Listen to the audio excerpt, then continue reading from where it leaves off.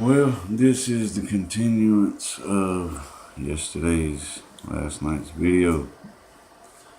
They have, as you see, I'm at my house. I can't film nothing down there. They have it completely blocked off.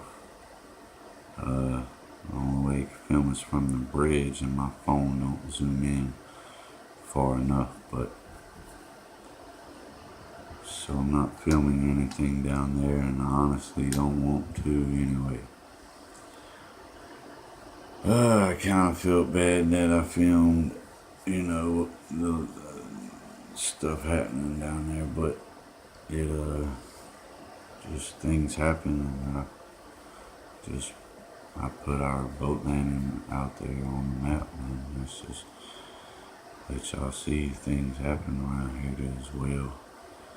And I just want to say, bless this person and their families.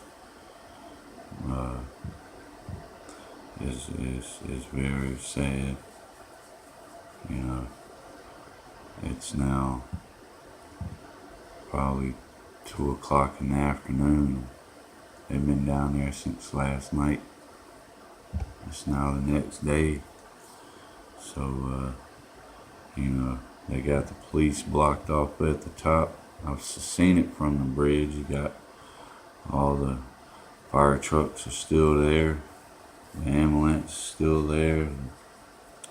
Police have the top blocked off where you can't get in, so nobody, no boats, no pedestrian traffic, just them. So, yeah, that's a bad situation, man. Like I said, bless that person and their families. I hate that. I hate to hear and see that, man, happening down there at our boat landing. It's a good place to go, man. You need to always be careful when you're on the lake. No matter what, man, be careful. You never know what could happen, man. Well, like I say, man, this is the continuance of that.